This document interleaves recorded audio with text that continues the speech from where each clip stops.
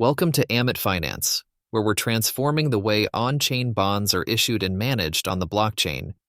Our platform allows users to seamlessly issue, trade, and manage on-chain bonds, making complex financial processes straightforward and secure. Let's issue a bond. With just a few clicks, issuers can set the terms, including the payout structure and maturity period, tailored to meet diverse investor needs. Once you've entered your terms and clicked Issue Bonds, your request is sent to the blockchain.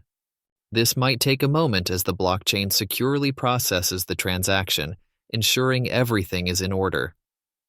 And that's it. You've just issued your first on-chain bond on Amet Finance. Easy, right? Now let's purchase some bonds. Simply enter the number of bonds you want to buy, in this case 10, and confirm the amount.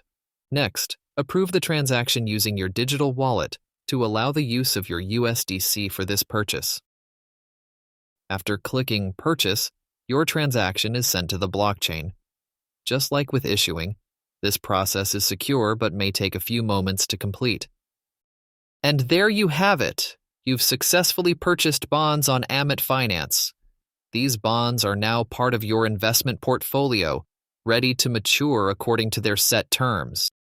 After issuing bonds, as an issuer, you'll need to deposit the payout into the bond contract to ensure it's available for redemption at maturity. Here, I'm depositing 20% of the total payout. Now let's demonstrate how an investor can redeem their bonds. Remember, the video is sped up for demonstration purposes.